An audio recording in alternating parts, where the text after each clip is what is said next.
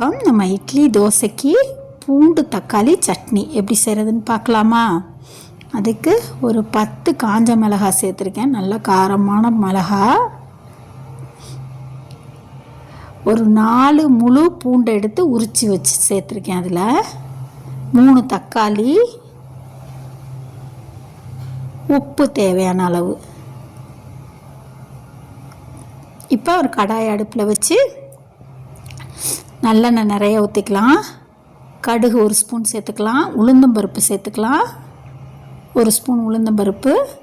இப்போ நல்லா அரைச்சிட்டு வந்தாச்சு மிக்ஸி ஜாரில். பெருங்காயம் சேர்த்துக்கலாம். கடுகு வெடித்ததுக்கப்புறம் கொஞ்சம் நிறைய பெருங்காயம் சேர்த்துக்கலாம். அப்புறம் கருவேப்பிலை சேர்த்துக்கலாம். இப்போ எல்லாம் பொரிஞ்சதுக்கப்புறம் அரைச்சிட்டு வந்த விழுதை சேர்த்துக்கலாம் அதோட. இப்போ நல்லா கொதிக்க வச்சிடணும், நல்லா எண்ணெய் பிரிஞ்சு வர்ற அளவுக்கு.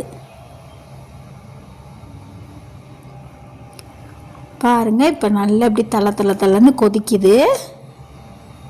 இந்த மாதிரி கொதிக்கணும். சிம்மிலேயே வச்சு நல்லா கொதிக்க வச்சுக்கிட்டா இந்த சட்னி ஃப்ரிட்ஜுக்குள்ளே வச்சுட்டா 1 வாரத்துக்கு யூஸ் பண்ணலாம்.